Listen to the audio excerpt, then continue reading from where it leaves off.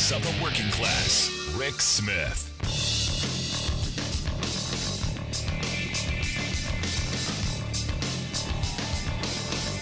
And welcome, brothers, sisters, working class heroes.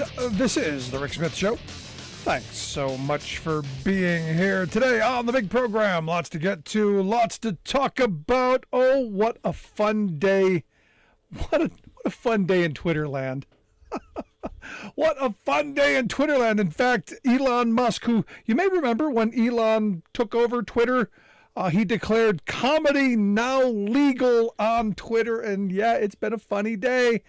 So funny that I'm expecting any day now to start hearing about Elon and little boys and Elon's laptops popping up in different places. And, you know, Elon, don't walk near any open windows because, well, you kind of stepped in it a little bit. As you may know, the scheme over at the Twitters was to go and say, hey, you know, we're going to sell the blue check mark. We're going to sell the blue check mark so that we can profit off of it and everyone can feel special. Because remember, the blue check mark of verifying people on Twitter so we know who they are. It gave them some bit of status, some bit of credibility that you know that the person who is saying this is actually the person who's saying it. For instance, we have one here at the show so that you know when we say something, it's actually us and not a parody account out there mocking or something like that. And look, makes sense. You want to make sure that things are verified. And look, I think everyone on social media should be verified. I've said this from the very beginning. I think hiding behind anonymity allows people to be the worst versions of themselves. That said, for $8, anybody could go, yeah, I'm verified. Look at me, blue check mark, woohoo. Well, they opened it up, and in one day, it kind of stopped. Because what people did is what you knew was going to happen. They kind of went to an extreme. For instance, they started one that said, one that was for Lockheed Martin.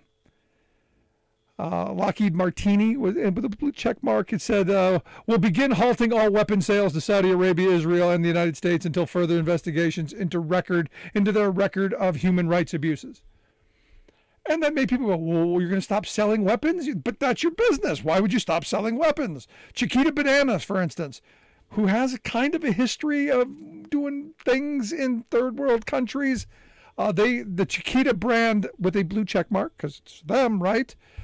We've just overthrown the government of Brazil. And people go, well, what? Nestle, you know, the people who own all the water under the Nestle death cult with verified next to the Nestle name. We steal your water and sell it back to you. Lol. Truth in advertising. It's absolutely truth. But the one that got everyone's attention was the one from Eli Lilly, a fake account under the Eli Lilly name that said, hey, you know what? All insulin is free. We've come to our senses. We're gonna give free insulin away. And what ended up happening? Wall Street went crazy, lost their minds. And this is where the fun and entertainment comes. $8 billion in market capital, billion with a B. This is where I'm saying, Eli, Eli, $8 billion. Eli, trouble. This is where, they'll entertain you screwing with the little people. They'll entertain you, with all of the nonsense.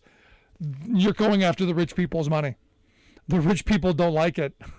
So this is why I say get ready for, I think the tail's going to turn. Eli kind of going to, I think he stepped in it here. I do. I just do. One of the other ones was under a Tesla Reels with a check mark, Tesla Reel. Breaking, a second Tesla has hit the World Trade Center. And you go, is that real? No, it was a fake account. But this is what happens when you take what people have viewed as something to be verified and trusted, and then you go, comedy. It's comedy, Comedy is now legal on Twitter. This is what happens. And of course, Wall Street lost, a bit of money. They'll be fine. They're going to be okay. Christmas is around the corner. They'll get the G.I. Joe and all that for the kids. But Twitter's in trouble. So Elon spent $44 billion to buy up his little pet project. And evidently the reporting now coming out of Twitter is, evidently held a secret lunchtime meeting, an emergency meeting, all hands on deck of the people who are left. Because didn't they just fire half of them and a bunch of left and all of that? But evidently, gave an hour's notice, showed up, 15 minutes late, and then, shared the bad news. Said that bankruptcy isn't out of the question. You go, but Elon, you just bought the company. You just did this. This was all you. The smart guy. Wow. If only now. See, here's where my mind went immediately. If only now we could get Elon to take over the Republican Party. Maybe we can get, a Donald Trump, Elon Musk ticket. Because look at how wonderful he's done for Twitter. And on that note, I love the smell of and the sound of whining of the red wine of the circular firing squad in the morning. I look at Michigan. Wow, Michigan. Michigan did something, and everyone's looking at Michigan going, why'd you do that? They got the governor's mansion. They got every statewide elected office, Secretary of State, and they flipped both state houses, both the House and the Senate. For the first time in 40 years, they now control. Now remember, Michigan was supposedly, Militigan was supposedly going to be the Florida, the crazy stronghold of the upper Midwest. Something went wrong. And that something is working people said, this is a bit much. You've gone too far. You've gone too crazy. And look, I go back to what I said from the beginning. I look at places like Michigan, where Trump won by, a couple thousand votes. Places like Ohio, places like Wisconsin, places like Pennsylvania, where people bought that economic message. The Republicans cared about working people. They don't. And I've said this consistently for years. Republicans hate working people. Look at the policies that they move. And now all they really have is destruction. All they have is finger pointing. All they have is whining and complaining. I mean, this is really it. And what you have is, right now, Trump is losing his mind because he got shellacked on Tuesday. This was really a referendum on him. It was supposed to be a referendum on Biden. But what we found is people are actually pretty decent with Biden's policies. This was on him and the Republicans and what their plans are. With the exception of Ohio and Florida, the rest of the country went pretty blue. Now you've got Trump who's mounting this campaign to take out Mitch McConnell. And this is coming because you need someone like Rick Scott, who's not very bright, to be in that position. I understand the launch of his presidential campaign is days away. This coming from his longtime advisor, Jason Miller, who confirmed it to Steve Bannon that it's coming next Tuesday. I don't know why you do it on a Tuesday this close to the shellacking. Or I don't even know why you would do it this far away from the election, because of all the election rules that go in that hamper your ability to go out and grift. I mean, it's amazing to me that a con man, other than he thinks an indictment is coming, and I think that's really what it is. I think they're playing the, we're going to be indicted. We better do something. But in deciding he's going to run for office, he knows he's got to clear the field. So what's he doing? He's going after DeSanctimonious, I guess is what he's calling Ron DeSantis, which I think is weird. But he's going after DeSantis. And in fact, came out and said that without him, without Donald Trump, Ron DeSantis wouldn't have won in 2018 because evidently, without any proof whatsoever, he sent the FBI down to Florida and prosecutors down to Florida to investigate voter fraud that didn't exist. Because, I don't know why, because this dream world that Trump finds himself in. Also lashed out against Glenn Youngkin, who I'm not a fan of, but this is weird. Trump, Truth Socialed or whatever he did, said that Youngkin could not have won without him, and that young kin, spelled just like that, the word young and kin. Now that's an interesting take. Sounds Chinese, doesn't it? What he put? In Virginia, couldn't have done it without me. I guess that's going to be the attack now. And here's the weird thing, and here's the scary part. There are going to be people who go, yeah, Glenn Youngkin's Chinese. Please help us. Find a neighbor. I know we've been on the kick of adopting a striker to help working people. We need to start adopting a neighbor to combat misinformation, disinformation, and just plain stupidity. So I think that's going to be the focus of the new year. Adopt a neighbor, bring them to sanity. I think we may go that direction. But I want to hear your thoughts. Do you think any of this stuff's going to land? Are you looking forward to a Trump candidacy? Give us a call, 1-866-416-RICK, 1-866-416-7425. Or email me, rick@thericksmithshow.com. I'm looking at this and go, all predictable, all exactly what you would think, but still just as scary and dangerous all the same. Quick break, right back after this. Stick around. You listen to The Rick Smith Show.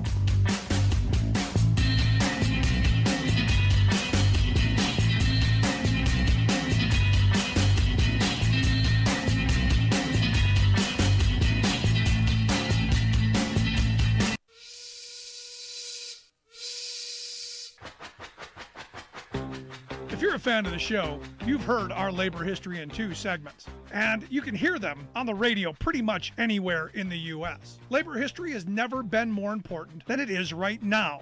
So here's what we'd like you to do. Tell a teacher. Tell a teacher that labor history is important and that they can get digestible 2-minute lessons that are absolutely free. Free to download, free to use, free to share. Tell a teacher to go to thericksmithshow.com/history and help us put labor back where it belongs, in the classroom. Generations of American workers fought, bled, and died to build the American way of life. It's our job to keep their stories alive. Go tell a teacher that we're here to help them do just that. Find us at thericksmithshow.com/history today.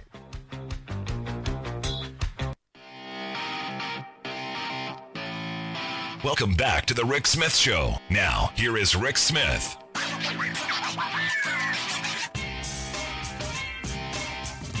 What was that old Whitesnake song? Here we go again.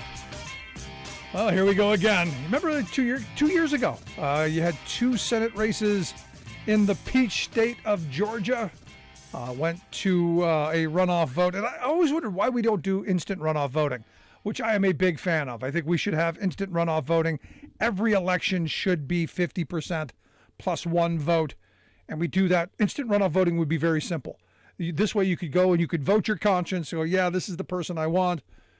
And then you could vote for the person you think eventually is going to win. This, to me, is the way forward. And you wouldn't have to spend a ton of money like we're going to do in Georgia. But here we go again. Raphael Warnock and Herschel Walker, which, again, just blows my mind that this race is this close, given the fact that this Herschel Walker is so unqualified. And as I've said before, and I've said this a bunch, here's a guy who shouldn't even be allowed to visit the Senate, let alone inhabit it. But here we go. The special runoff vote will be December 6th, which, again, you go back and you may remember, we did movie events on our Working Class Heroes tour with Greg Palast and his movie Vigilante, Georgia's vote suppression hitman. And we're talking about SB 202. One of the changes in SB 202 was changing these runoffs. understand what Republicans do better than anyone. They learn. They learn, and they learn well. They learn on when they lose, they learn from what they lost from, and then they rig things in the future so they don't lose from that again. For instance, there was a 2-month period of the last runoff, which meant that you still had an opportunity to register new voters. You had an opportunity to mobilize more people. You had an opportunity to do a whole bunch of organizing. There was a longer campaign season, so you had the ability to really ramp up the people, get people out to the polls. You had a lot more early voting. Well, they learned, and what did SB 202 do? Shortened the amount of time between the runoff. So instead of being January 5th, what it should have been, it's now December 6th. The early voting period is only 5 days from when it was, I think, like 2 weeks long before. And unlike the 2021 runoff, the voting registration deadline has already passed. So you can't register new voters. They figured this out. And they pay really high-priced people to figure this stuff out so that they don't lose twice the same. This is one of those moments where mobilization, help, money better be going to Georgia, because and enthusiasm, please, people of Georgia, get out and vote. That simple. Now, I came across an interesting bit. I don't know how many people know Jesse Waters, one of the Fox. He's the guy who replaced, I've already forgotten his name, Bill O'Reilly, Loofah and Falafel. He had an interesting comment today, something that caught my attention. He said that single women broke for Democrats by 30 points. Actually, according to his graph, it was 37, but let's not be picky. He said, quote, and this makes sense once you realize Democrat policies are designed to keep women single. Really? He said, but once they get married, they vote Republican. But single women and voters under 40 have been captured by Democrats. So we need these ladies to get married. It's time to fall in love and just settle down. Guys, go put a ring on it. It was one of those things where I watched it twice because I go, did you really say that out loud? And the answer is, yeah, he said it out loud. I watched it a third time going, really? And yeah, he repeated it again. And I'm sitting there and I'm going, who exactly it is who's watching this? Understand, he knows his audience. His audience is old white people, married old white people. And they're like, yeah, get married. Be like us. And you go, well, why would women under 40? I don't know. Why do you think women under 40 would have voted against Republicans? Yeah, something, I don't know, some little thing over the summer happened. Maybe something, something like, maybe their second-class citizenship being shoved in their face, the control of their future being, ripped away from them. I don't know, some minor little thing like that.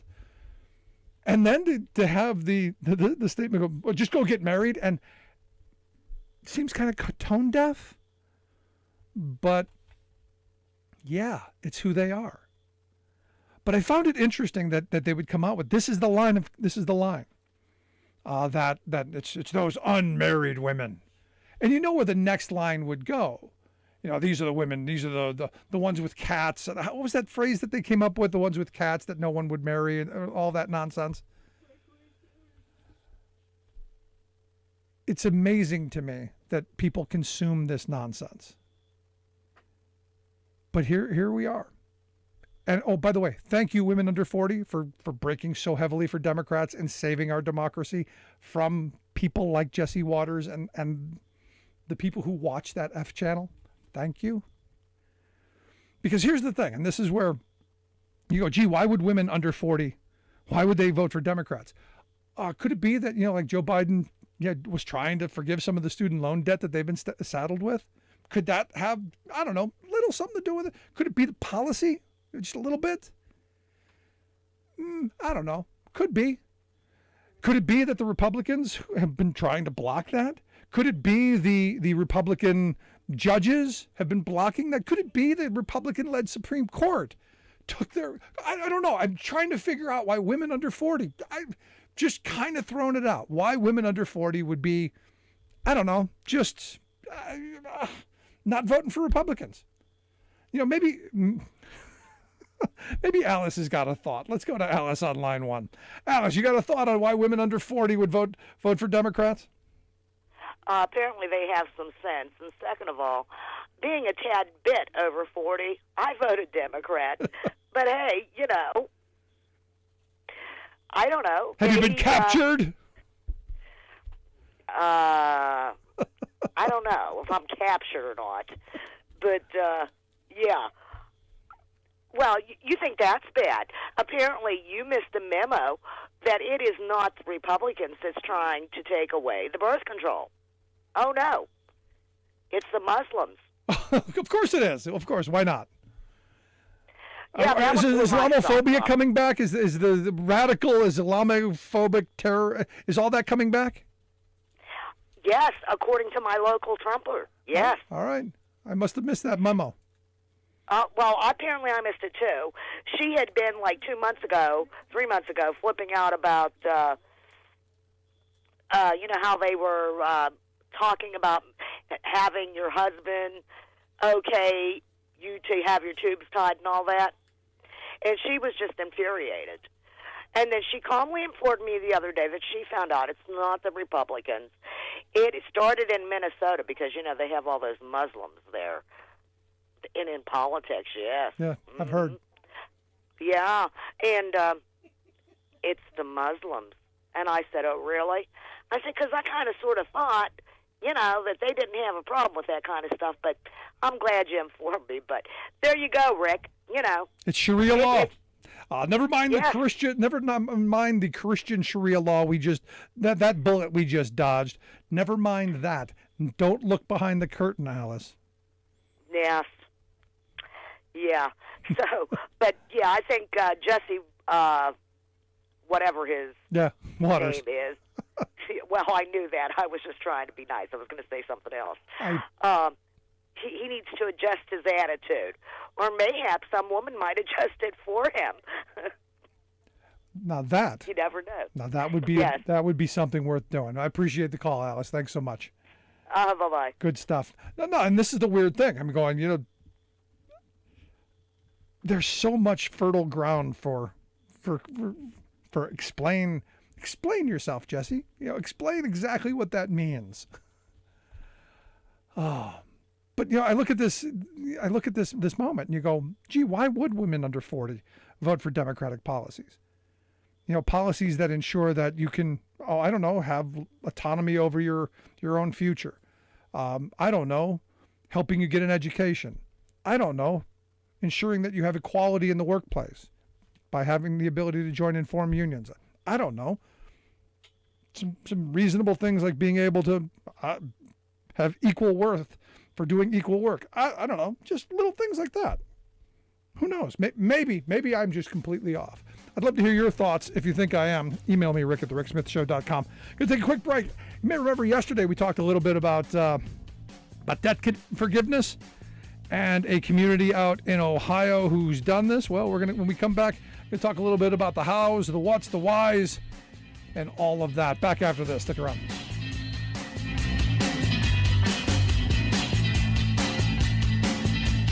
I'm Rick Smith, and this is Labor History in 2.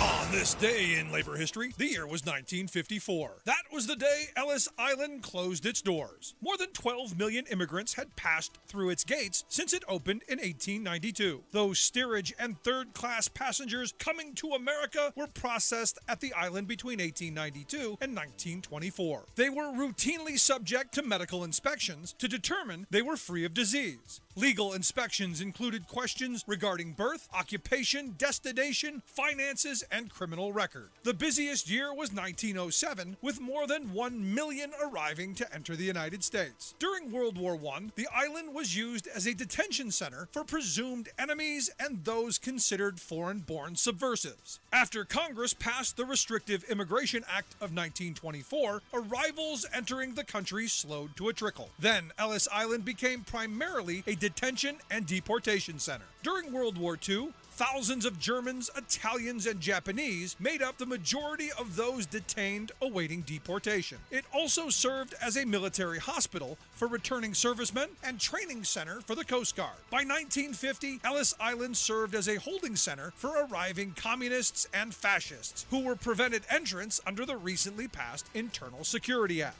A Norwegian seaman who had overstayed his leave was released the day the island closed and told to catch the next ship back to Norway. In 1965, President Johnson made Ellis Island part of the National Park Service. A massive restoration of the island began in 1984, organized by Lee Iacocca's Statue of Liberty Ellis Island Foundation. It reopened as the Ellis Island Immigration Museum in 1990, featuring numerous exhibits, publicly accessible immigration records, and the award-winning film documentary Island of Hope, Island of Tears. Like what you hear? Check out more at laborhistoryin2.com. Every election day, we're told, go vote. Your vote is sacred, they tell us. It's your constitutional right. Well, yes to voting, but most people, including most politicians, would be astonished to learn that America's Constitution contains no declaration that we the people have a right to vote. In the founding document of our democratic republic, voting is mentioned 37 times, but none of them embrace access to the ballot as a fundamental right. This is no oversight, for most of the founders of the 1780s were unabashed plutocrats who wanted suffrage restricted to white male property owners, fencing out the democratic rabble. James Madison himself, author of the Bill of Rights, insisted that only the wealthy be allowed to vote, calling them, quote, the safest repositories of Republican liberty. He warned that poorer classes could be swayed by populist anger at the propertied elites. Among the prominent founders, only Benjamin Franklin had the temerity to dissent from Madison's institutionalization of plutocratic rule, pointing out that the vast majority of those who had fought, bled, and died to establish the new nation were landless commoners. He also rudely noted that the wealthy were at least as corruptible as the poorest of the poor, so disenfranchising the masses would do nothing to improve a government's virtue. Slowly, painfully, generations of grassroots commoners have inched open the American ballot box to more of us, extending the legal possibilities of democratic participation. But as we see in this year's blatant, violent mob efforts by the right-wing minority to shut out millions of legitimate voters, the few can still overrule the many in America. This is Jim Hightower saying, meanwhile, bills calling for a constitutional amendment to affirm every citizen's fundamental right to cast a ballot have never been given a hearing, much less a vote.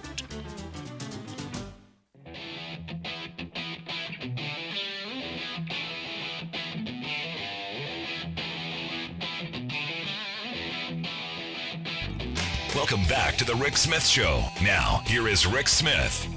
So yesterday on the program, we talked about Toledo, Ohio, glass capital of the world. You may remember we stopped there on the Working Class Heroes radio tour. And thank you to the good folks at WAKT 106.1, our radio affiliate there in the area, for hosting us and bringing in Representative Marcy Kaptur to sit down and talk with us.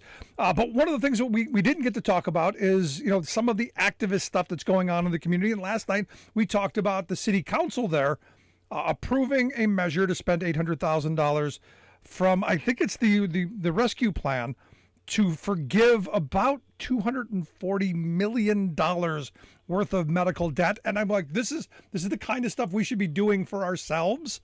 And immediately I got responses from people going, that's socialism, or, we're buying other people's debt and all kinds of stuff. So I go, I got to get to the bottom of it. That's why we've asked Michelle Grimm to come talk with us. She is one of the city council women, also a newly elected state representative. So maybe going to take this great idea to the state house there in Ohio. Michelle, thanks for taking time for us. Thank you so much, Rick. So walk me through this. You spent $800,000 from, I think it's the rescue plan money, and up to, what is it, almost $250 million worth of debt forgiveness. Walk me through this. So actually, the plan is a joint city-county initiative. So the Lucas County Commissioners are going to put in $800,000, and then now the City of Toledo is going to put in $800,000. So that's $1.6 million would eliminate about $240 million in medical debt. All right, so that's a pretty it's still a lot of debt. So whose debt is this? Do we know? Because one of the people chimed in and said, "Well, how do you know you were not doing this for people in southern states or how do you know it's not people outside of Toledo and you're using money that was supposed to be for your area elsewhere? How do you target this?" So we are going to partner with RIP Medical Debt. They are a national nonprofit charity that takes advantage of the debt buyer's market and purchases debt pennies on the dollar. And instead of collecting on the debt, they just cancel that debt. So they're able to look into our specific hospital systems or healthcare systems and look at specifically Toledo and Lucas County residents and purchase their debt. And if they do see somebody outside of that, they would use their philanthropic dollars, not our American Rescue Plan dollars. Okay. So they're able to look at, where people live and make sure that our taxpayer dollars and our American Rescue Plan dollars are going to Toledo and Lucas County residents. No, because we had someone. It's been a couple of months, but we had someone on from that organization talking about it. And I said at the time, it's a great idea. To buy up this debt so that you're not saddling people with this on their credit ratings for forever and ever. And I remember at the time people going, well, why bother at all? Just write it off. Walk me through why the city council would see this as something that they should be doing. And, maybe this isn't something for another organization. Maybe that money could be used in a different way. I'm curious what the behind the scenes thoughts were on why you guys thought it was in your interest to do this for the community. So look, medical debt is the number one cause of bankruptcy. Yep. We know now that there's more research around that it hinders people from putting food on the table, from paying their rent, from paying their utilities. It exacerbates evictions. So, medical debt is just very devastating to a lot of people. And American Rescue Plans were designed to aid in the economic recovery of Americans. And I can't think of a better way to use our American Rescue Plan dollars where we can make $1.6 million, $240 million. So 1 to 100 return on investment, and invest in the citizens of Toledo and help them put food on the table again, help them go to a doctor again. Because a lot of people, they avoid medical care because they have bills they can't pay. And a lot of doctors' offices said, you can't come back if you can't, if you don't pay your bill. So a lot of people are avoiding medical care. They're, inflation is very high right now. So a lot of people are having trouble paying for food, paying for gas, paying for rent. So, this is going to give some people some economic relief that they deserve. Yeah, it's a little buffer, but ultimately the bigger problem is the fact that our system is so badly broken that we have this kind of debt run up in the first place. Yes, absolutely. We really do have a broken healthcare system. We're the only rich country in the world that doesn't have a universal healthcare system, and we let people go into debt because they can't afford medical care. And even though we can't change that on a local level, this is something that we can do for our citizens who are struggling to pay their medical debt. No, it's crazy. The medical costs are just out of hand. For instance, before we started our Working Class Hero radio tour, my son had his appendix burst. And immediately we, of course you got to go to the hospital, you go through all this stuff. And I, all during the tour, I was talking about how fortunate and grateful I am that my union has negotiated the best healthcare benefits you can possibly find. And at no point did I ever worry that I was going to go broke or I was going to go bankrupt or how was I going to pay for it. But now I'm looking at the bills coming in that I'm not going to have to pay, but the insurance is paying. It's like $60,000 for this one bump in the road that nobody could have planned for. If you don't have insurance, this is the end of you, basically, if you're a working class family in this country. Yeah, absolutely. You could have something as simple as having an anesthesiologist out of network, you know, and not know it because you're just going into surgery. You're not going to ask, hey, is this anesthesiologist in network? So, you know, people aren't asking that when they go into surgery, or you have an x-ray and that x-ray like costs, you know, thousands of dollars, and you didn't expect that, and your insurance isn't that great. So now you're backwards several months, like, you know, trying to catch up on rent payments and trying to catch up on utility payments. So, you know, this is something that we can do to help our residents. And, you know, and again, it's a really simple program. Actually, like, no one needs to apply for the program. Basically, what happens is that RIP medical debt will look at folks who are up to 400% of the poverty level, and look at that bad debt, purchase that bad debt, and anybody up to 400% of the poverty level will qualify, and they'll just send out a letter saying your debt's been canceled. Now, what does that do to their credit rating? I mean, because, you know, once it's been written off by the hospitals and it's been purchased on the secondary market by a debt collector, who would then be selling it off for less than they were getting. What does that do to their credit rating? Does it change that now that the debt's been quote unquote forgiven or paid or dealt with? Does that change that? Yes. So RIP medical debt does work with with credit ratings to make sure that people's credit scores do increase. So yeah, they actively work on their end to increase credit. So this is where the good part of this is for people, because it is some restoration. It is going to help them down the road. You know, not just get the weight off their back that they probably weren't going to be able to pay anyway, but it's not going to harm them down the road. And that's where this probably is really going to be most helpful, I think. Yeah, absolutely. And I think that medical debt stays on your credit report for 7 years. And that, you know, that can be very devastating to buy a house, even to get an apartment. Wow. A lot of people look at your credit report and say, you know, I don't want to rent to you because you have bad credit.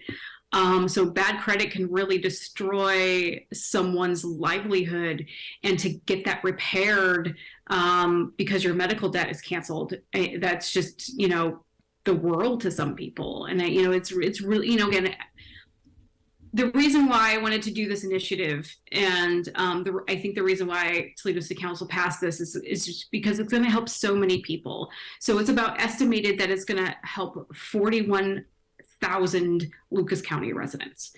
And I just think that it's just going to be a breath of fresh air and a relief for a lot of people.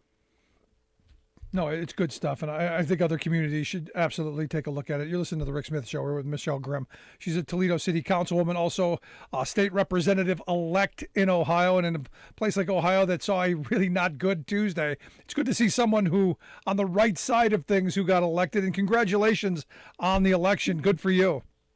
Thank you so much. So, you know, this idea, you planning on taking this to Columbus when you go there? Because this is something that statewide, I'm sure, should not be partisan. I mean, this is one of those things that should be something you could work across the aisle on. Absolutely. I am excited to take the show on the road. And, you know, I've actually had a lot of folks from other different communities today on Twitter retweet, hey, you know, they're a local elected official, you should look into this. And I've already had a couple of them reach out and say, hey, like, can you help me out? Can you help me, you know, implement this in our community? So I really think that a lot of people are a lot of lawmakers and a lot of constituents of the legislators and other communities are gonna look at this and be like, this is something simple that we can do for our community. And it's just going to touch so many lives. And I mean, again, like I said, it's a 1 to 100 return on investment. So it stretches out your investment in that. And it's just going to help so many people get back on their feet and aid in the economic recovery of so many Americans. Yeah. And Does this at all help the hospitals? Because, I know a lot of people who are saying, well, how does this help the healthcare system as a whole? Does this help them at all, by ensuring that this is paid? Does this make things better, worse? Any sense? So, they're not getting a lot of money. I mean, they're not going to, they're not going to be able to get out of like debt or anything. They would get the amount of money that they would get from like a debt buyer, basically. So it's pennies on the dollar. They're not getting a 1-to-1 ratio. They're getting a 1-to-100 return. So, I mean, they get some money, but it's not going to, get them over like the finish line or anything, or it'll help them get out of debt. But what RIP also does is they do work with hospital systems to kind of look through their charity care systems and help improve their charity care systems. So if they would like to do that. So they do work with the hospital systems and see, hey, how can we make things better for people? Yeah, because ultimately, I would like a system where we didn't have to have this. Because I know there are people out there who are going, I don't understand how this system works. And as I understand it, you go to the hospitals can't turn you away. Right. They provide you services, you can't pay them. They eventually hound you to the point to where you can't pay it. They sell it off to somebody who will hound you for them to pay them. And it's just a constant hounding of the poor person who can't pay it anyway, but they buy it for pennies on the dollar. And it's just kind of a shell game to where we're not addressing the real problem, which is we've got a broken healthcare system. Absolutely. Absolutely. And again, like I said before, we have a broken healthcare system, and on the local level, I can't really do much about that, but like, look, we can do this very simple thing for people and, purchase medical with RIP's help, medical debts help, purchase debt, pennies on the dollar, cancel that. No, good. And now you're going to the State House in Columbus. There you might have a little say on how you can fix your state's broken system. A little bit? Yes. Yeah. Yeah, absolutely. And any thoughts on maybe a direction you might want to pursue? Because, I when we were there, again, I kept talking about my son's situation and, how fortunate I was, and how I've often said we should just hand over the insurance to our labor unions because they do it so well. Mm-hmm. How do we move to a situation where health security is something that we all enjoy, and instead of being nickel and diming, patchworking systems together to provide people with relief, how do we get to a place where everyone has that kind of security that I felt, where all I had to worry about is, am I getting the best care for my kid? Is he going to be okay? How do we get to that place? I'm a big proponent of Medicare for All. I actually sponsored a resolution in support of Medicare for All on the Toledo City Council. I think, again, like I said before on this broadcast, that we are the only rich country in the world that doesn't have a universal healthcare system. Yeah. And we let our people go broke because they can't afford medical care. We let them get into debt because they can't afford medical care. And no other, industrialized country, many other countries have a universal healthcare system, and we don't. And it's just, it's egregious, and it doesn't make any sense. And, I hope that we can move past that and look at Medicare for All. And so that way people don't have to go into debt, and, local Amen. Governments don't have to. Amen. We don't have to have these long conversations. Lastly, if someone is hearing this in their community wants to do this, advice, ideas on direction, what should they do? Yeah. So I actually took the model from Cook County, Illinois. So Cook County, Illinois was the first municipality to implement this model. They passed theirs in July. So I reached out to them, and they connected me with RIP Medical Debt. So RIP was able to give me some numbers saying this is what it roughly looks like in your community. This is how much it would take to eliminate that debt. So, people can find me on Twitter and, look me up there. I'm happy to talk to them and help them or they can reach out to RIP Medical Debt, because they're more than willing to help folks. I think kind of lobby for this now that there's been a couple of municipalities that are working on this. Now, good stuff. And their website, ripmedicaldebt.org. We'll get links out on social media. Michelle, I appreciate you taking some time. Good on you. Good on the Toledo City Council. Good stuff. Appreciate it. Thank you so much, Rick. Good stuff. Michelle Grimm. Make sure you check out her website, michellegrimm.com. We'll get links out on social media. I could do that. Also, ripmedicaldebt.org. Check that out as well. Want to hear your thoughts, questions, comments? Email me, rick@thericksmithshow.com, or give us a call, 1-866-416-RICK, 1-866-416-7425. This is The Rick Smith Show, where working people come to talk.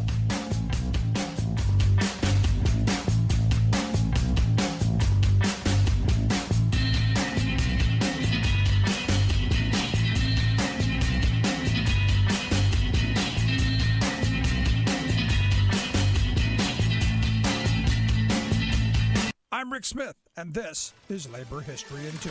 On this day in labor history, the year was 1887. That was the day that 4 men were hung in Chicago for their alleged role in the bombing at a labor rally at the city's Haymarket Square a year earlier. 8 men were put on trial. Although the prosecution did not prove any of the men had ties to the bombing, 5 were sentenced to die. Louis Ling died in jail before the execution could take place. The others were martyred for their support of the labor movement and the fight for the 8-hour day. 3 of those executed were born in Germany. August Spies and Adolf Fischer worked for a Chicago German-language workers' newspaper. George Engel owned a toy store. Backlash against foreign-born anarchists helped stoke public hysteria over Haymarket. The final martyr was Southern-born Albert Parsons, the editor of The Alarm, an English-language workers' paper. The day after they died, the Chicago Tribune reported on the brutality of their execution, writing, quote, "Then begins a scene of horror that freezes the blood. The loosely adjusted nooses remain behind the left ear and do not slip to the back of the neck.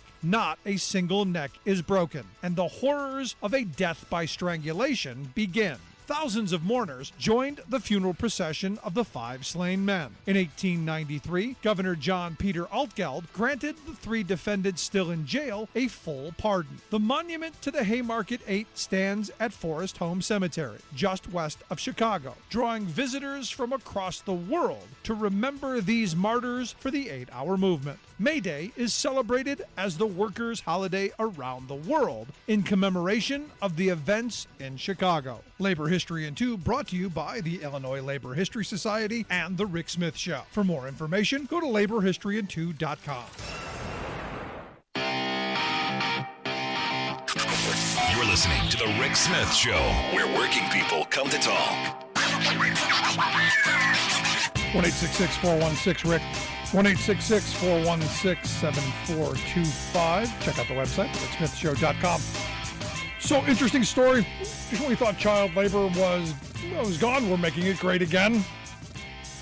Evidently, some meatpacking plants, this JBS, the story goes 31 kids were found working the graveyard shift at these meatpacking plants on the kill floor. One kid, 14 years old, middle school student, injured while working the 11 to 5 a.m. shift 5 to 6 days a week. You figure that out. I can't. Now, what's happened is the federal government has requested a temporary injunction. And you go, how do you not just go in and shut everything down? When you've got kids as young as 13 working the overnight shift at a food processing plant. Now, understand, our law doesn't allow 13-year-olds to work at all. Sorry, not let alone working nights. Teens between 14 and 15, they're not allowed to work past 9 o'clock during the summer and 7 o'clock during the school year. Kids 16 and older, they can't work more than 3 hours during a school day or 18 hours a week. And yet you've got these kids. Oh, did I mention they were Spanish speakers? Yeah, all of the kids were Spanish speakers, which is how they fell through the cracks. And how these companies, 2 in Minnesota and 1 in, I believe, Nebraska, how they got away with it. And this is where you go, how do we not lock the CEO up? But Rick, it wasn't the CEO's fault. No, it wasn't. But I'll tell you what, if you lock the CEO up, you know what? Who below him won't do anything wrong? Any of those people below him. This is where we need to start holding people accountable. And I know the meatpacking plants they're having a hard time finding workers. I know we're in a shortage of workers. No, we're not. We're in a shortage of workers who are willing to work for poverty and desperate wages. Yeah, we're in a shortage for that. So do you have to go to kids? Is that the thing?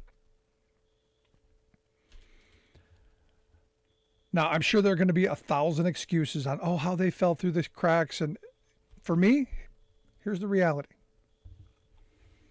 If this is a unionized workplace, I don't believe this happens. If this is a unionized workplace where there is someone with a conscience on the job who's going to say, no, this is wrong. This doesn't happen.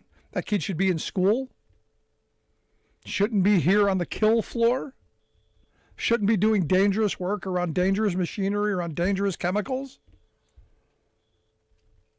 This doesn't happen. But again, this is our deference to corporate America, our handing over. They're going to police themselves. And the question that I had as I'm reading this story is, how long has this been going on? How long has this stuff going on? Look, everyone's read The Jungle. This is right out of The Jungle. You know why people vote for Democrats? This is a big part of it. To stop stuff like this. Now you remember, and the reason I say that, as you may remember, Newt Gingrich was very famously said, hey, fire all those unionized janitors. Put those kids back to work. Make them clean the bathrooms. Make them do all the work that those janitors did. Get those kids back to work. Because that's the view. I remember Tom DeLay, talking about abortion, 20 years ago. So, if abortion was illegal, we'd have 40 million low-wage workers. We wouldn't need those immigrants. We'd have 40 million low-wage workers right here. Stop and think about that for a minute. So when you go back to Jesse Waters saying, well, if women got married, they'd vote Republican. Because according to Jesse Waters, Democrats have captured women. I would argue just the opposite. It's Republicans have lost them. Horrible policies. Republicans have lost a lot of working people, especially people who know better. The reason that college-educated people run away from the Republican Party? Because they know better. They see the nonsense. They see the attack ads. They see the empty rhetoric and the empty promises and the three-card money that was the Trump administration. And they're not buying it. Did I want Trump to do well? Yeah, I wanted him to bring back manufacturing. Did he? No. You know who's doing that? Joe Biden. I wanted him to invest in infrastructure. Heavily wanted it. We had infrastructure every week. Every week was infrastructure. A new picture with him playing with a new toy. Did we get it done? No. You know who did it? Joe Biden. Joe Biden did it. And I'm waiting for those big giant signs of Joe Biden with pointing his finger going, I did that.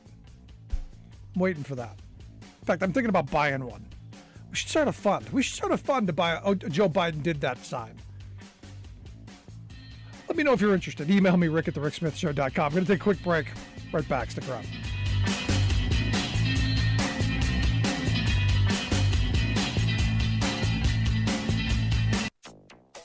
definitely not a Republican wave, that's for darn sure. Missing red wave in 2022 midterms is good news for the climate. Skyrocketing levels of climate warming methane, plus... Don't be fooled. Prop 30 is being advertised as a climate initiative. Mixed results for environmental ballot propositions. All of those results and more straight ahead from BradBlog.com. I'm Brad Friedman. And I'm Desi Doyen. Stand by for 6 minutes of independent green news, politics, analysis, and snarky comment. Newsom's ultimate victory is likely to be a landslide, which, since this is California, will be followed by an earthquake and a wildfire.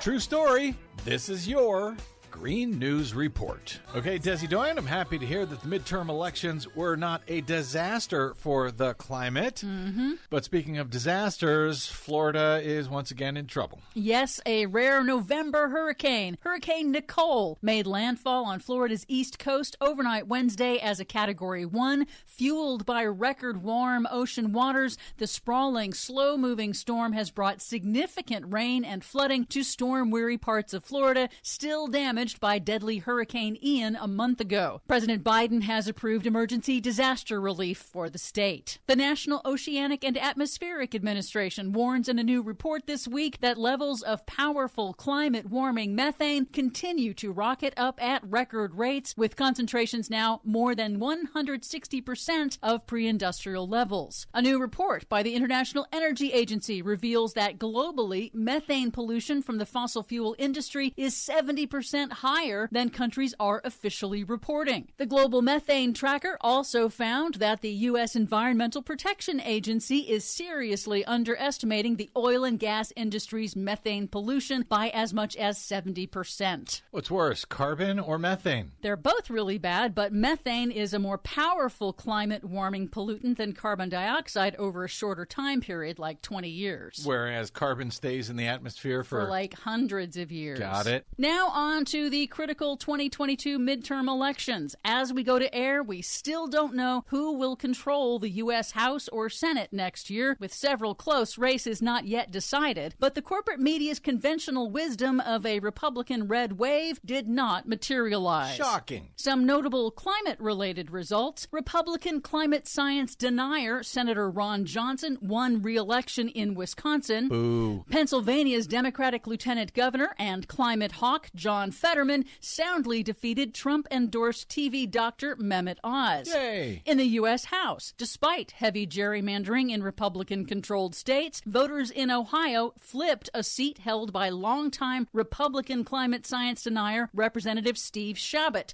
giving it to Democrat Greg Landsman. North Carolina rejected a science-denying Republican to elect Democratic climate hawk Wiley Nickel. North Carolina did that? Yep, and in Illinois, Democrat Eric Sorensen will be the first meteorologist in Congress in 50 years. Really? Climate hawks also won top state offices in major wins for climate and clean energy. Massachusetts Attorney General Maura Healey, who is suing Big Oil to pay for climate damages, was elected Massachusetts' first female governor. So I presume that whoever the new AG is will continue that lawsuit? Presumably, yes. Maryland elected climate hawk Wes Moore as its first black governor, defeating Republican climate denier Dan Cox, who was labeled one of the worst environmental candidates in the nation by the League of Conservation Voters. And he lost. He lost big time. In remarks on Wednesday, President Biden thanked young voters for tipping the scales with record turnout across the country in state and federal races, and he warned Republicans, I'm not going to walk away from the historic commitments we just made to take on the climate crisis. They're not compromisable issues to me, and I won't let it happen. Nice. Climate advocacy groups heralded the enormous organizing effort to mobilize young voters. Nonprofit climate group Evergreen Action said that actually delivering on bold, concrete climate investments like the Inflation Reduction Act are an electoral winner. Quote, just months after passing historic climate legislation, Democrats across the country have defied historic trends and achieved one of the best midterms for a sitting president's party in recent memory. And finally, results from statewide climate and environment ballot initiatives were mixed. Voters in California appear to have rejected a proposition that would have raised taxes on millionaires to fund the transition to electric vehicles after Democratic Governor Gavin Newsom labeled it a Trojan horse giveaway to a rideshare company. Florida voters rejected a tax break for property owners that harden their properties against flooding and rising sea levels. However, New Yorkers approved a $4 billion state bond measure to upgrade the state's infrastructure against climate impacts and rising seas. Nice. For much more on all of these stories and the ones we couldn't get to today, check out our website at greennews.bradblog.com. Are you tired of think tank approved corporate news and commentary? Are you tired of CEOs telling you what to think, who to hate, and who to vote for? Well, welcome to the Rick Smith Show. We don't take orders from some boardroom, and we don't do focus groups or talking points. We don't work for them, and we never will. I'm Rick Smith, and I work for you. Join us daily at thericksmithshow.com and download the podcast and never miss a minute.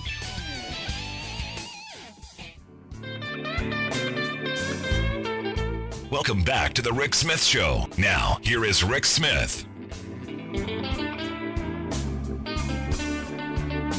So Tuesday was a historic, really a historic election for Democrats. You go back only, what was it, 1934, FDR, 62 with JFK, 2002 Bush. Did you have a president not lose a seat in the Senate? And lose fewer than 10 seats in the House, and that's already decided. There's still a chance, an outside chance. Democrats could still hold the House. I don't think that's going to happen, but an outside chance. So, I mean, for all the people who were expecting that giant red wave, that red wave just kind of turned into a red wine. Yeah, and here to share some thoughts on the aftermath and maybe what it means and where it goes from here, I've asked our good friend Nathan Kiker to come talk with us. Nathan's a political consultant, also the co-host of the Game On Pod. You can find that wherever you find your favorite podcast. Nathan, thanks for taking time for us. Yeah, well, it's good to be here. So let's start with Tuesday. General thoughts, gut impressions, go. Yeah, so I'd say this. I have always seen politics as a game of who is the most pissed off, right? And frankly, heading into Tuesday, I thought Republicans were more pissed off than Democrats. If you're a Republican, you're upset because you think that Democrats sold the 2020 election. You think that Democrats are trying to corrupt kids when it comes to, in their minds, weird trans issues and take them in drag races. You think inflation is too high, gas prices are too high. But Democrats had a lot to be pissed about as well. Abortion is the number one issue. And then the sense that Donald Trump is still just a menace who society can't get rid of. And that really balanced things out. And so in my mind, I admittedly thought Republicans would do better. I work in Democratic politics, but Democrats did decently well because they were really angry about going back 50 years when it comes to choice. They were really angry when it came about a bunch of really radical folks trying to storm the Capitol on January 6th in 2021. And so at the end of the day, that's what it's about. Anger. Yeah. The anger, you're right. I mean, the anger between my petulance of the moment, which Republicans are hooray for me and all this stuff, and the higher ideals of democracy and the future for our kids, which I think Biden rightly and smartly moved the entire conversation on. This is about defending democracy because, look, a lot of the Republican candidates, honestly, were flipping crazy, Nathan. I mean, they were off their rocker. That's right. And, candidates matter. If you look back to 2012, 2014, a lot of folks might remember Todd Aiken in 2012 and also Richard Murdoch. These are people who said stuff like legitimate rape or just really batshit things. And it was kind of similar this year, right? You had someone like Dr. Oz who didn't know simple things, or he was talking about buying cafeteria or whatever it was at the market. And you had people like Raphael Warnock running against Herschel Walker, a Heisman Award-winning running back who, frankly, I don't mean rude, he's got serious issues, who has paid for multiple abortions, right? Candidates matter at the top of the ticket, and this was proven this year. Well, you were very generous with Herschel Walker.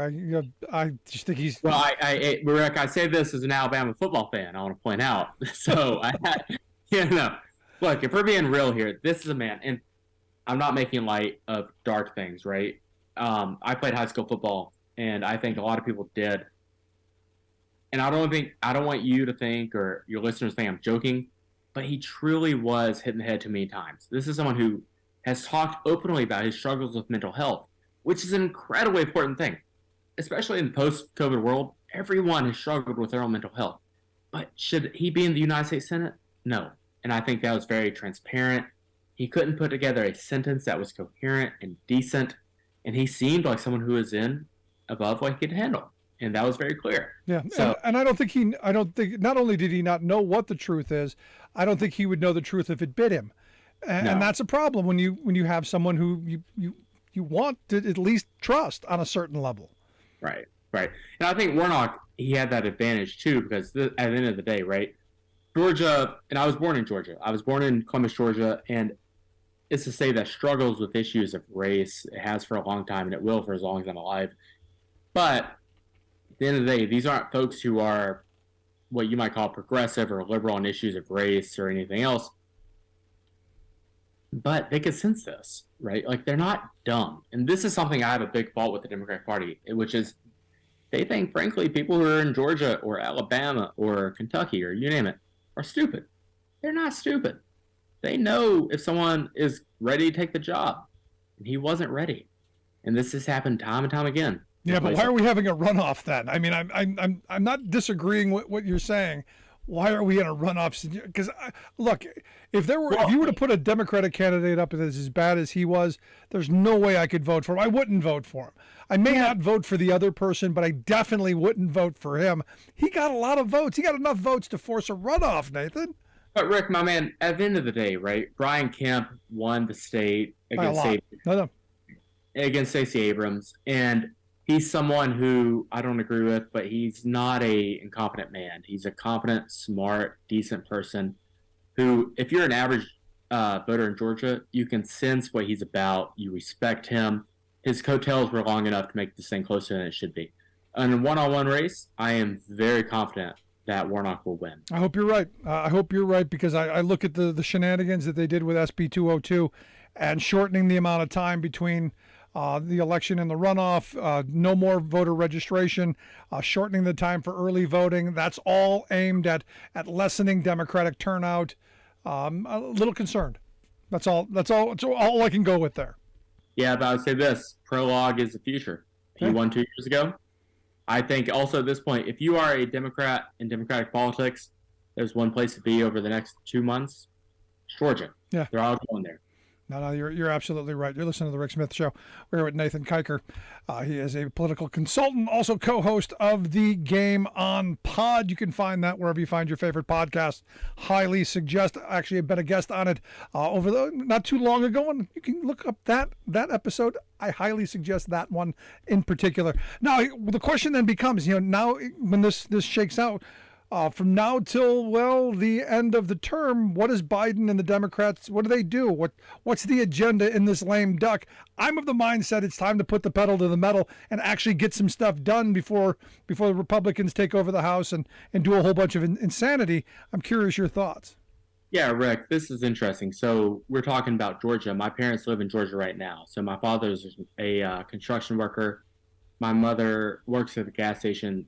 The most stereotypical good people, good, decent folks in Georgia, they don't know what Washington, D.C. is doing. What they notice is a few things, right? What's the price of gas? Is my son or daughter able to afford college? Biden has an opportunity right now, if he takes it, to deliver on a few things. I think making sure that the investments in chip are done is important. I think trying to focus on economic relief is good. If you do that, that's all that matters. I live in Washington, D.C. I spend a lot of time on Capitol Hill and in D.C. and these circles where they're very stuck in, like, what did Kevin McCarthy say? What did Mitch McConnell say? No, frankly, no one gives a shit. All they care about is, can I go to work and cut down this tree so that I can buy food tonight? for my kids and grandkids, and they have a better future. Biden has an opportunity right now to focus on just true blue economic policy. And also, I would say this. Biden was giving a speech a few weeks ago, and he said, look, if we have a chance, I'm going to codify Roe v. Wade. The reason we didn't get killed on Tuesday is because Democrats were pissed off at Roe v. Wade. Do what you can. Protect this. Yeah. And that's my hope. Focus like a laser on economic issues and try to do a few things. Make sure these student loan issues that he's dealing with are concrete, and also making sure that, you can go to work. That's all. No, it was the point of our tour. I mean, we traveled multiple states throughout the entire month of October, and that was the message everywhere we went. How you making our lives better? It was all about kitchen table stuff. And, back to the Carville thing. It's the economy, stupid. How are you going to make people's lives better? What policies are you going to move to make their lives better? Because I've been saying this all the time. Progressive policies are wildly popular if we could just divorce them from progressives. Yeah, that's right.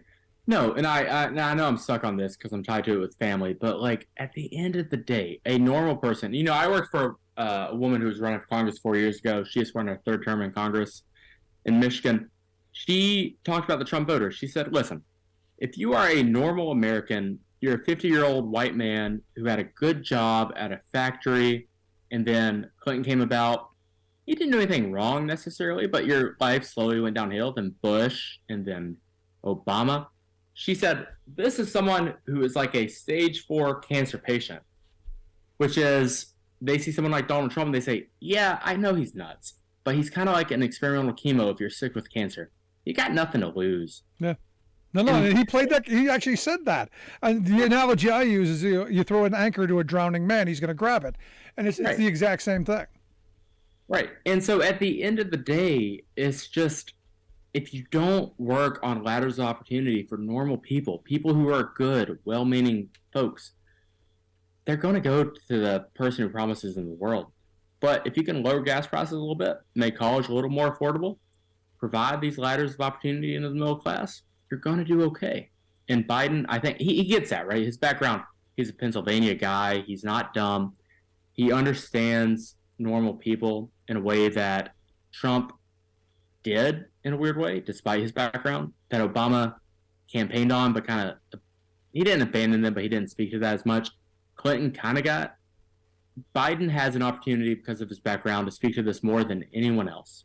And I hope that's what he continues to hone in on. No, and this is why I've been saying, the reality is I think Biden, the first president of my lifetime, who I actually believe when he talks about union issues, when he actually talks about increasing and unions building the middle class and wanting people to join and form unions. I actually believe him. When he talks about reshoring manufacturing and investing in infrastructure, he's actually doing that. And I believe that. And I think that's the direction we have to go. It's what I've been calling the secret sauce of my grandparents' generation. That's how they built the most prosperous working class in history. Manufacturing, infrastructure, and strong union wages. That's the future of the Democratic Party, if only they'll listen. Yep. No, I'm with you. And I know it's not like an old broken record, but you were quoting the old Carville quote earlier, "Is the economy stupid?" It all starts from there. If you have a good job, you can afford health care. Yep. You can put away a little bit of money for your kid to go to college so they can have a good job. So then one day those folks have grandkids. That's all that matters, is the American dream. And frankly, I don't want to sound like I'm a overly cynical person, but the Democratic Party, I've done a lot of work in Northern Virginia, right? They get in trouble when they focus on things that folks think are not an issue. I'm the biggest proponent of making sure that gay kids and trans kids are protected. But if that's your only message, you lose people who are just struggling to get by, right? And Biden gets that. And I also would say this too, right? No one cares. Republicans don't care. Donald Trump was campaigning with a gay pride flag in 2020 or 2016. It is just economics. And I do hope that is what he continues to do for the next 2 years. And I think he'll be okay. He's old. He's way too old. But I don't care how old he is. He's right on the policies. That's where I'm going with that. I'm not ageist, Nathan. Me either. And that's right. And you look at the alternative too. I think Donald Trump is pretty much not shoe in, but he's very strong in 2024. So it's a competition about the vision of the country. Who gets it, who doesn't. You have someone who comes from a working class background, who knows what it's like to struggle and to have to take a few jobs and to just survive and not die. And someone who, frankly, to quote Ann Richards, the old governor of Texas, was born on third base and thought they hit a triple. So if he keeps that message, normal people like my parents will turn out to support him in 24. Yeah, well, that is the hope. Last question I've got for you, because there are a lot of people who are taking victory laps over Tuesday, and there's a lot of messaging that comes out of this. I think Roe had a lot to do with this. I think young people being really afraid for their future and the future of democracy, a lot to do this. And the bigger part of it is, I think independents didn't buy the Republicans' line on inflation. I'm concerned about down the road and the messaging that comes out of this. Where do you think Democrats, messaging-wise, because they're horrible at it, where do you think they should be focusing coming forward? Is it, as we've been talking about, the economic message? And will the other communities feel abandoned, and will that be a problem? I guess the jumble of a question is kind of where my mind is.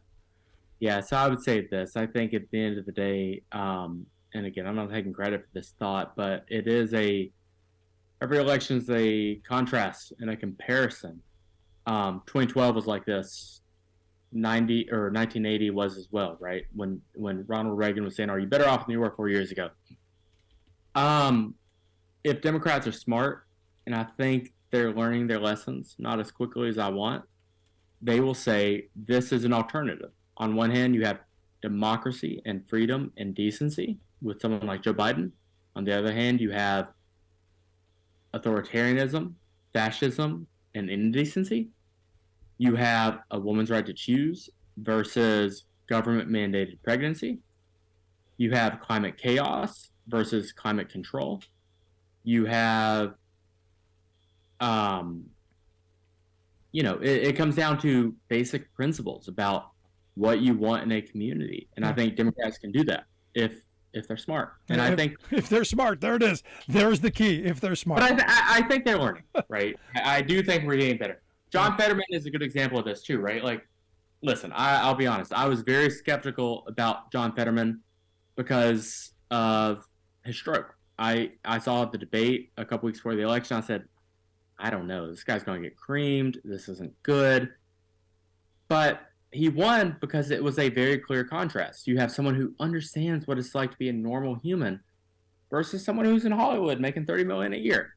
Rick, you've been doing your show and you've worked on trucks and you've worked in the labor movement before I was born. Have you seen $30 million? Never. I won't either. As long as I draw breath, I won't see $30 million.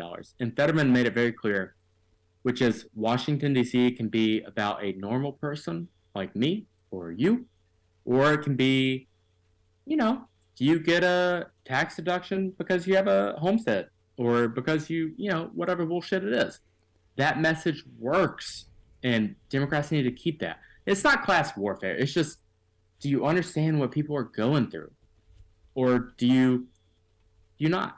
And it's an easy contrast. Joe Biden is a guy who grew up in Pennsylvania, working class, versus, in all likelihood, someone like Donald Trump, who literally sits on a golden toilet. So, as it was 6 years ago, and even as Ron DeSantis, he doesn't quite hit it. He may have at one point, but look at the other day.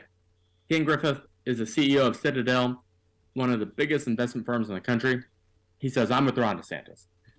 Do you think Ron DeSantis is going to show up and deliver for normal folks like you and me and truck drivers and my dad who's a construction worker and my mom who works at a gas station? No, he's going to take the call from the guy who runs Citadel.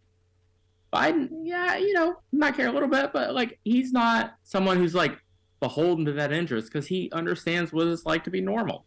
And at the end of the day, if they keep that message, they're going to be fine. There you go. Nathan, I appreciate the time. Great stuff, man. I look forward to talking to you again real soon. Good to be with you, Rick. Thank you. Good stuff. Nathan Kiker.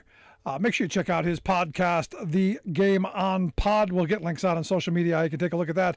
Going to take a quick break. Right back. Stick around. You're listening to The Rick Smith Show.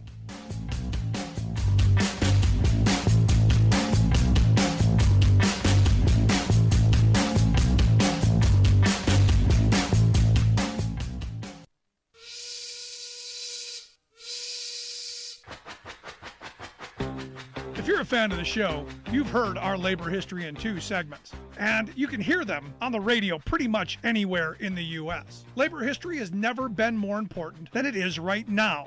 So here's what we'd like you to do. Tell a teacher. Tell a teacher that labor history is important and that they can get digestible 2-minute lessons that are absolutely free. Free to download, free to use, free to share. Tell a teacher to go to thericksmithshow.com/history and help us put labor back where it belongs, in the classroom. You know, generations of American workers fought, bled, and died to build the American way of life. It's our job to keep their stories alive. Go tell a teacher that we're here to help them do just that. Find us at thericksmithshow.com/history today.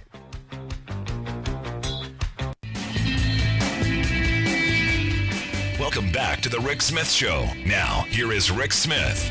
You know, in talking with Nathan, he hits on a really important point, and it's one of the central theses of what I work on. Our elected officials don't know what it's like to walk a mile in the average working person's shoes. They really don't. And this is why, again, I really was a big supporter, and still am a big supporter of John Fetterman, someone who I've known for about 15 years now, since we've been doing this program. When he first became mayor of Braddock, he was on this program. And here's somebody who knows what it's like to see people struggle, knows what it's like to struggle. I want that person in the halls of power. I want that person writing legislation. I want that person looking in the eyes of the corporate lobbyist and saying, no, you don't get everything you want. And we've missed that. Now you go, well, we've never had it that way. We used to get some things. There used to be some crumbs that fell off the table. When they sold the trickle-down economic argument to us, that if we gave the wealthy everything, we just gave them everything they wanted, that some of it would trickle down and we would get something, that there would be something left over. There's nothing for most working people. And this is where the anger comes from. And, he's so spot on right. We went to place after place that what I heard perfectly, labeled as used to be's. We went to these places that used to be someplace.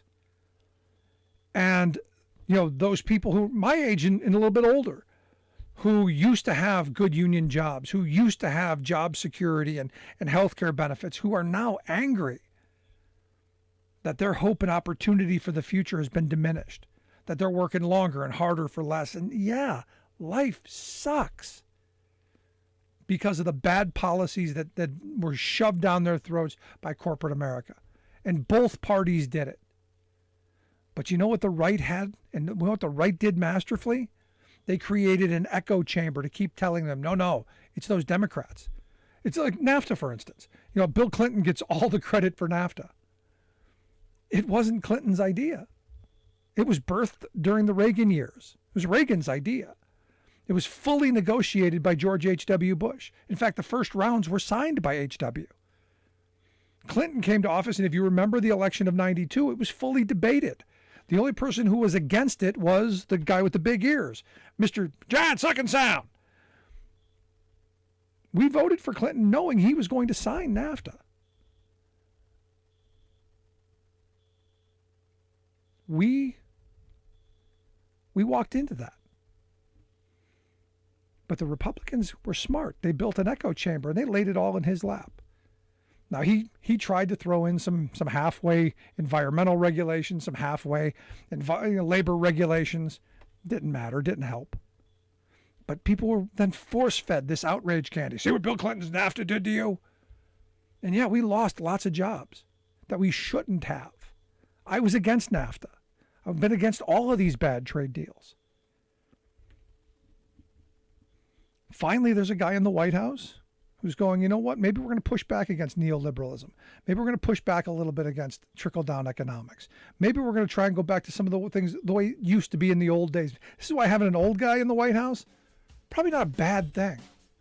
Just my thoughts. Love to hear yours. Make sure you email me, rick@thericksmithshow.com. Going to take a quick break. Right back with our good friend Will Bunch. Stick around.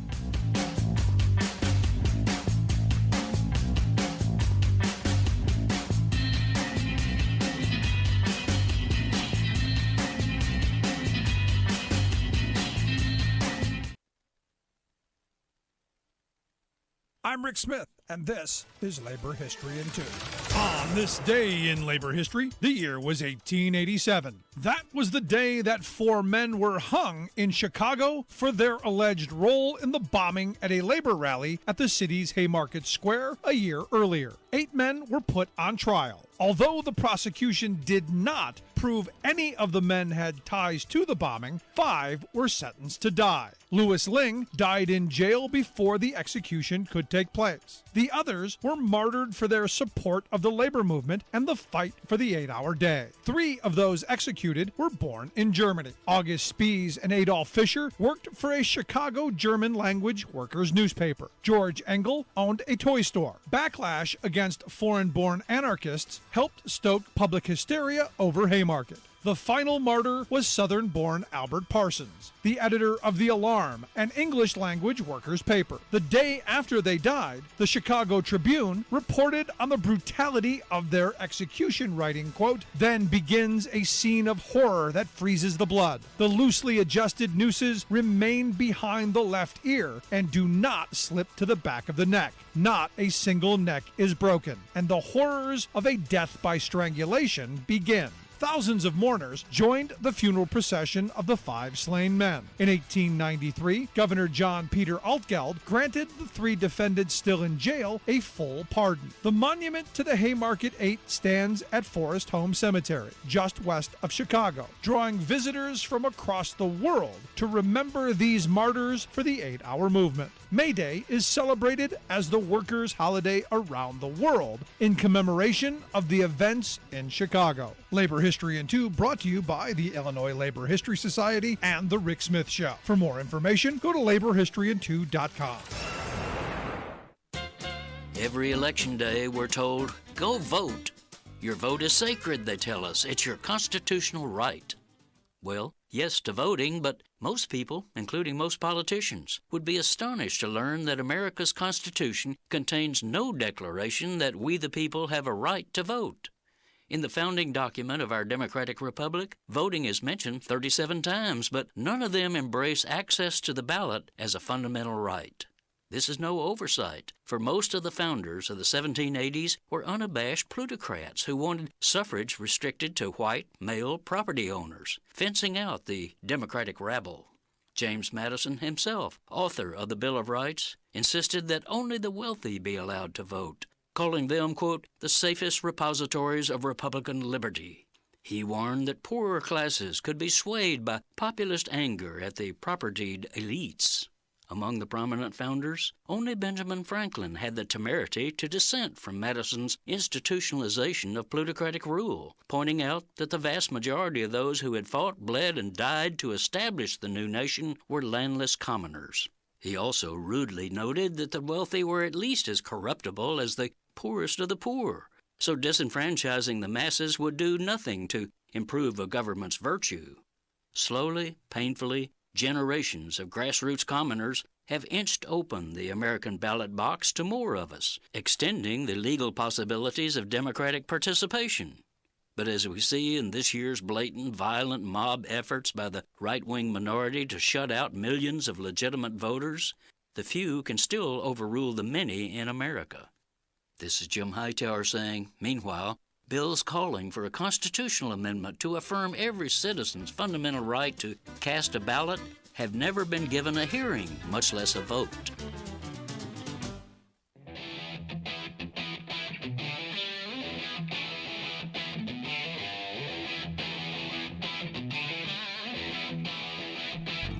Welcome back to the Rick Smith Show. Now, here is Rick Smith. So, not surprising.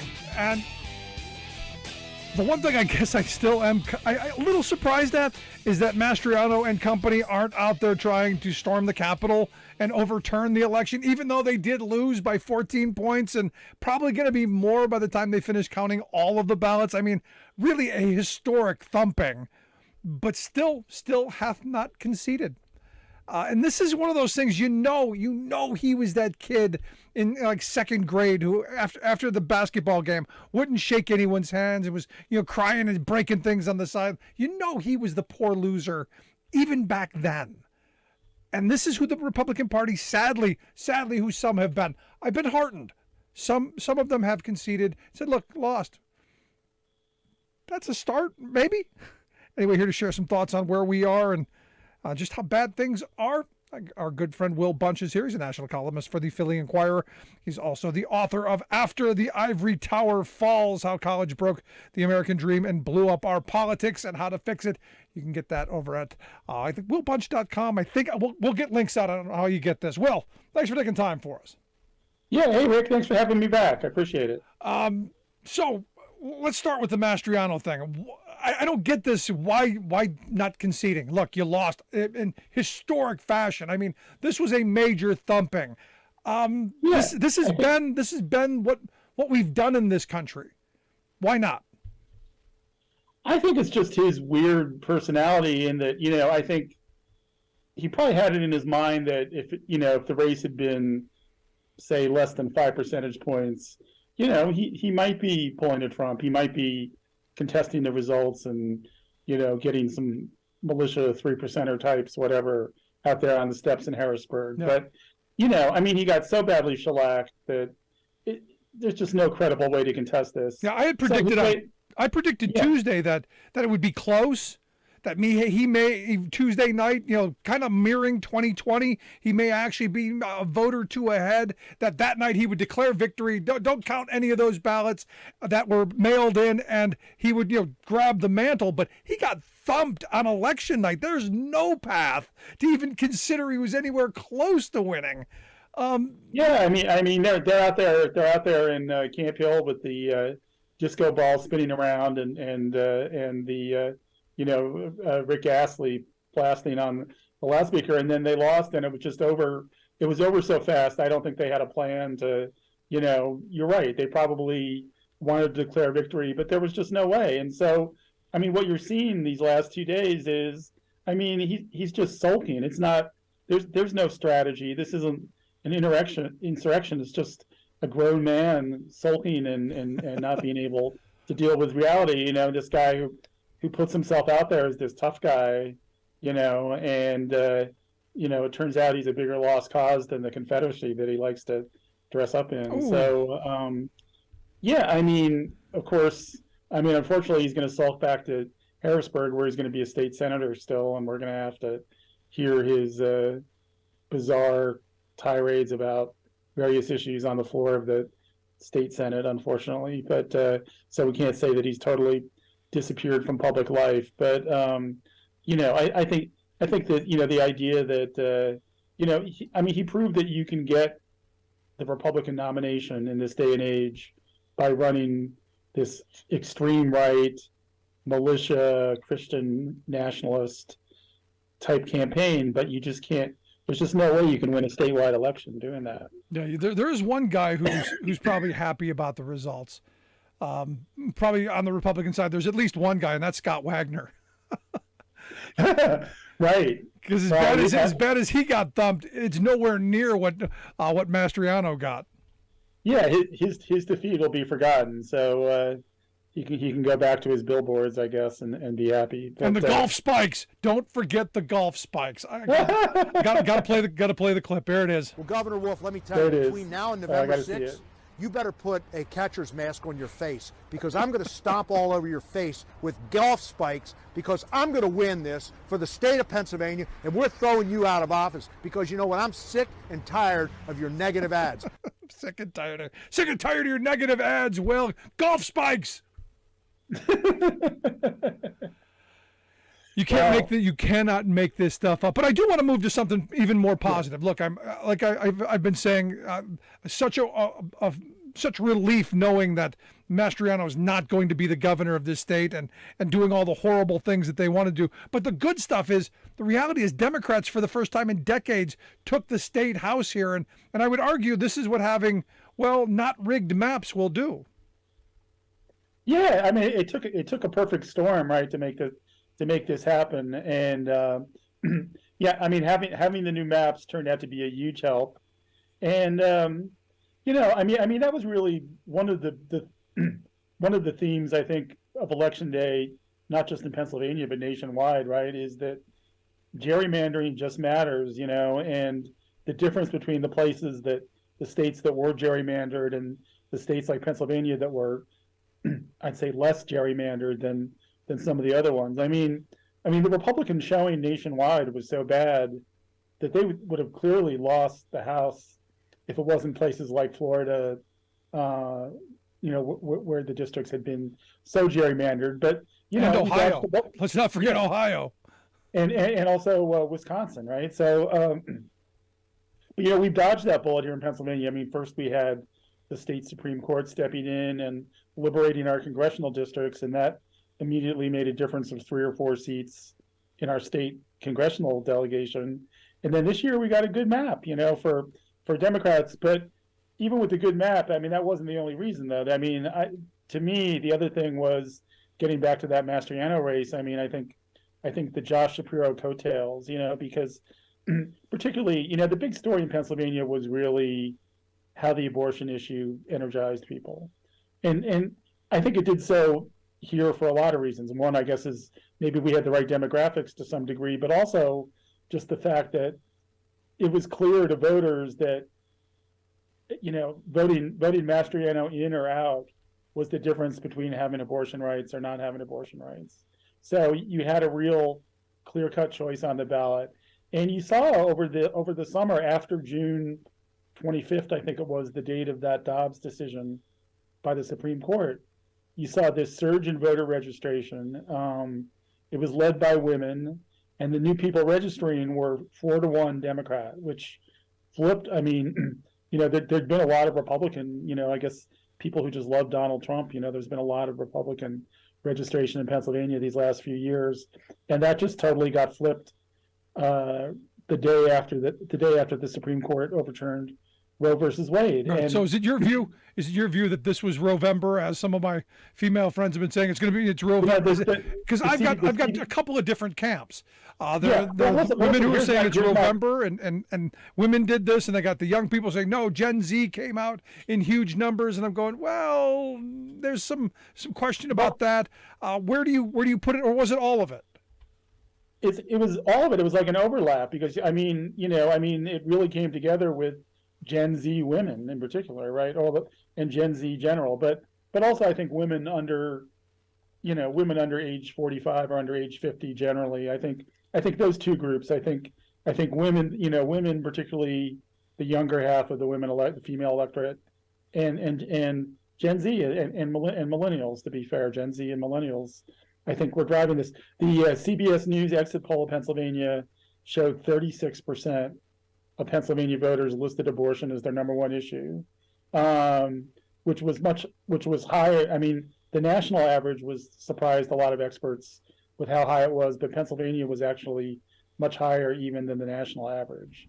So, I mean, the numbers were there, and I mean, when I sat down on Wednesday to write my post-election column on what it all meant, I mean, to me, the image that'll define this election for me was the images on college campuses of these kids lined up, for 2-3 hours, looking at their phones, and maybe if they were lucky getting some free pizza or whatever. But these young people, I saw a number today. This was out of the University of Michigan, where you had a super long line.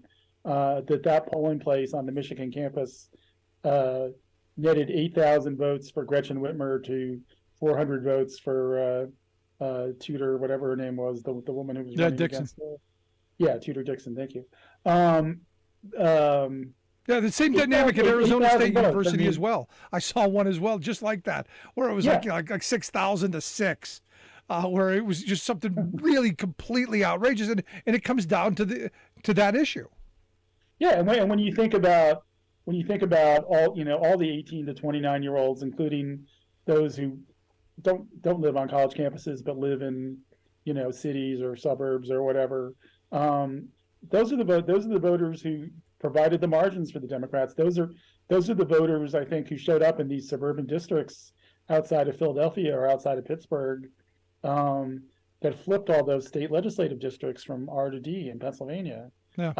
It was young, it was women and young people, and I guess especially young women. And we just owe that. I think, we owe them a debt of gratitude. I mean, I think it's really not hyperbole to say that young voters saved America on Tuesday, saved democracy. I mean, it was quite, and it was quite historic in that sense. You're listening to the Rick Smith Show with Will Bunch. Will's a national columnist over at the Philadelphia Inquirer. He's also written the book After the Ivory Tower Falls: How College Broke the American Dream and Blew Up Our Politics and How to Fix It, written by Will Bunch. We'll get links out on social media. How you can pick that up, highly suggested. Now, the question becomes, was this a one-off then?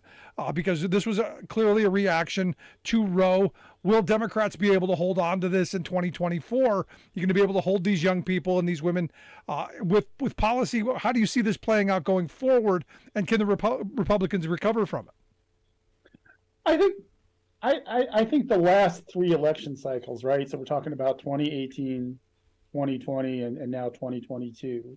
I mean, I think you've seen a pattern or kind of a coalition kind of come together. I mean, I think it's totally fair to call it the Biden coalition, but 2018 big election for the Democrats taking back control of the House. 2020 electing a president and Biden and taking control of the Senate back. I mean, it wasn't great everywhere for Democrats in either of those elections, but on the whole, those elections went well for the Democrats. And same thing with this election. Again, it wasn't a perfect night for the Democrats, but again, they overperformed. And I think a lot of us sit here and say, look at these Republicans and how crazy they've gotten, and look at the Doug Mastrianos and look at the Carrie Lakes out there, and look at how crazy Donald Trump is. And he clearly, Donald Trump has lost his mind since these election results came in. And people say, well, why aren't voters reacting to this? Well, I kind of think they are. I think they have. I think there is a silent majority of voters across the country.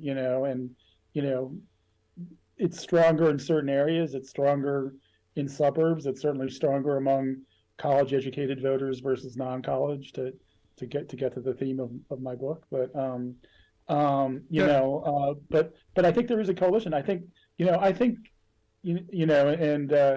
probably going to write this in a column, either my next one or one of the upcoming ones. Is I think what we saw this week, really I think makes a strong case for Joe Biden running again in 2024. That he can win, that he's the person, he's kind of the glue at this point, holding together this idea that we need to defend democracy. He's associated himself with that issue, giving these speeches. His whole raison d'etre, if I'm allowed to speak French on your show, for running in 2020, was to fight for the soul of America, right, and save democracy. And it's worked. He was elected president.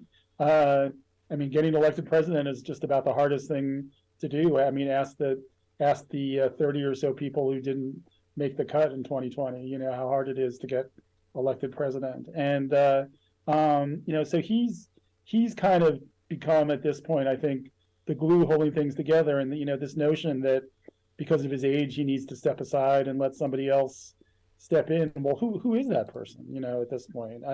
I just, and I say this as somebody, who pretty much supported, to the extent that as a columnist I support people.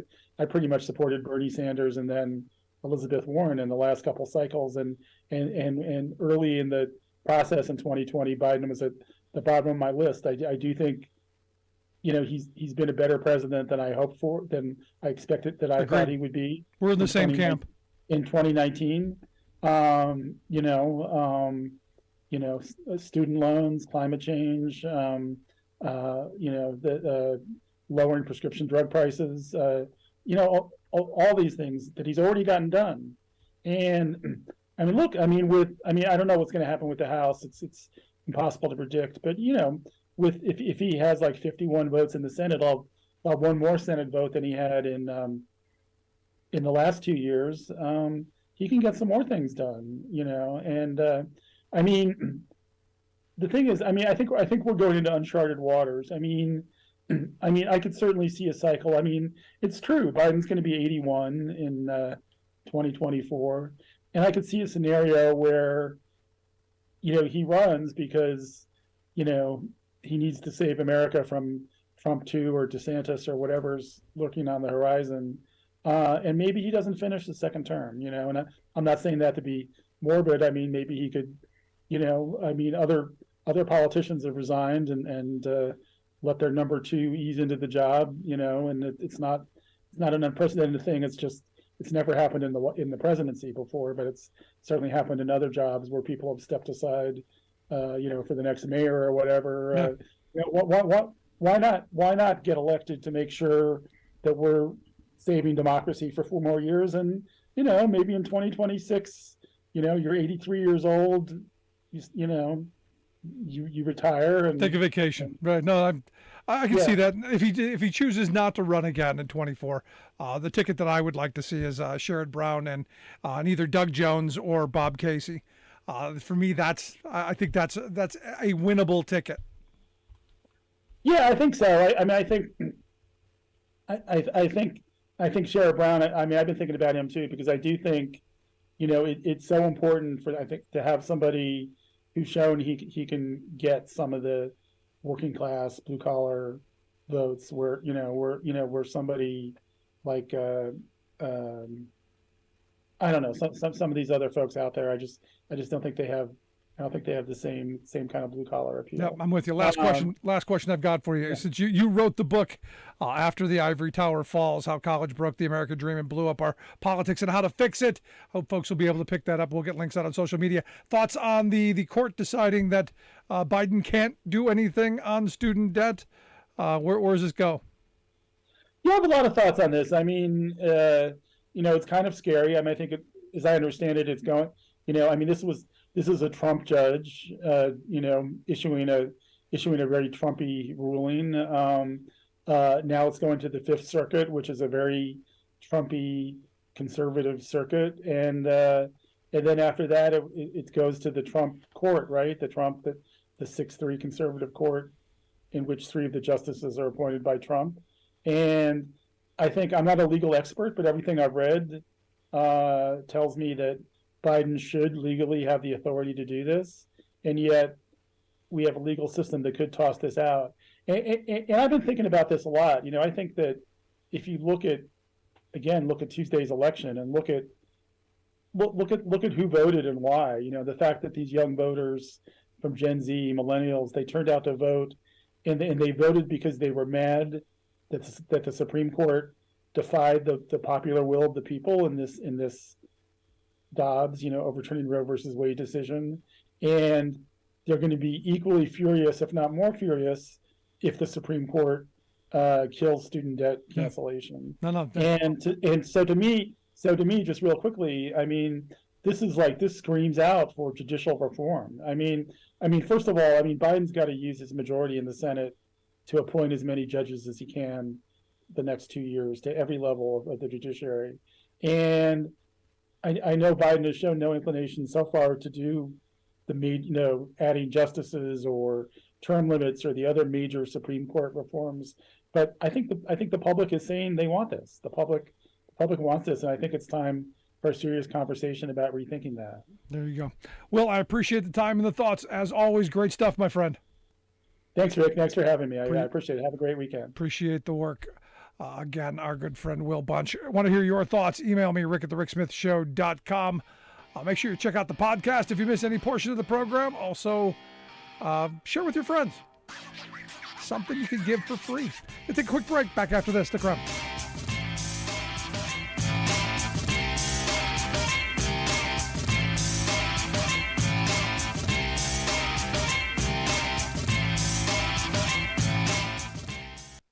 I'm Rick Smith, and this is Labor History in 2. On this day in labor history, the year was 1887. That was a tragic day for the labor movement. 4 men were hung in Chicago for their alleged role in the bombing at a labor rally at the city's Haymarket Square a year earlier. In a sensational trial, a total of 8 men were convicted for Haymarket. Although the trial had not proven any of the men had any ties to the bombing, 5 were sentenced to die. 1 died in jail before the execution could take place. The others were martyred for their support of the labor movement and the fight for the 8-hour workday. 2 of the men were German-born August Spies and Adolf Fischer, who had worked at Arbeiter Zeitung, a Chicago German-language pro-worker newspaper. A third was Albert Parsons, a Southern-born anarchist and the editor of the working people's English-language newspaper, The Alarm. The fourth was George Engel, a German-born labor activist and owner of a toy store. Neither Parsons nor Engel were even present at Haymarket during the time of the bombing. Before he was executed, Albert Parsons declared, "Let the voice of the people be heard." August Spies shouted, "The day will come when our silence will be more powerful than the voices you strangle today." In 1893, a Haymarket Martyrs Monument was commemorated at the Forest Home Cemetery just outside of Chicago. Carved at the base is August Spies' declaration. That same year, the governor of Illinois pardoned the remaining 3 Haymarket prisoners. 7 of the 8 men who were convicted of the Haymarket affair are buried at the cemetery, along with many other progressive activists who wanted to be interned alongside the martyrs. Each year, visitors from around the world visit the cemetery to pay their respects to these heroic men. Labor History in 2 brought to you by the Illinois Labor History Society and The Rick Smith Show. For more information, go to laborhistoryin2.com.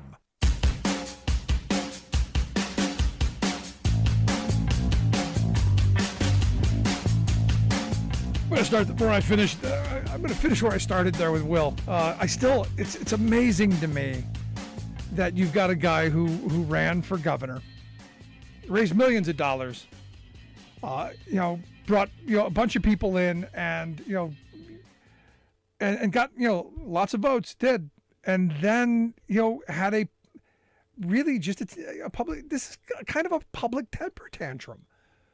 I mean, is this the country that we are? And look, I look at the thing up in Maine when Paul LePage, who used to be, he was Trump before Trump. He came out, he said, look, I lost, conceded. He lost. It happens. I've lost a bunch of times. And the people in the audience went nuts. What happened? What happened to this country? Now, I had someone tell me yesterday that it's the liberals' fault. And I love this. I love this rationale. It's all because everything in conservative world is the liberals' fault, and everything in liberal world is conservative fault. So you know how this is going to play out. But participation trophies came up. It's because we gave kids participation trophies, and all of these people who lost, all of these quote unquote conservative losers, they were the generation of participation trophies being an issue. And I don't know that I'm 100% on board with the idea, but it's an interesting frame. It's interesting that that's what they went to, that maybe we've bolstered too much self-esteem with some, that they don't understand what competition and losing is part of the game. Or maybe it's just they've been told so long that they're right, that everyone else is wrong, that when they're proven wrong, that they can't handle it. I'm still wrapping my head around the poor sportsmanship thing. Because I think about my own kids. If my kids acted like this, I would be very unhappy with them. But I know they wouldn't, because they're better than that. It's amazing. We do live in amazing times. But again, we're going to find out more as the days go on who is going to end up controlling the House and the Senate. Again, I still think it's going to end up being Republicans controlling the House, Democrats controlling the Senate, but by very, very slim margins. And that's going to mean us, we the people, have to demand what we want out of our leaders. Appreciate you tuning in. Look forward to having you back here next time. If you miss any portion of the program, make sure you grab the podcast. Wherever you find yours, you'll find ours. We'll see you back here next time. You've been listening to The Rick Smith Show. Email Rick at rick@thericksmithshow.com. Until next time, this has been The Rick Smith Show, where working people come to talk.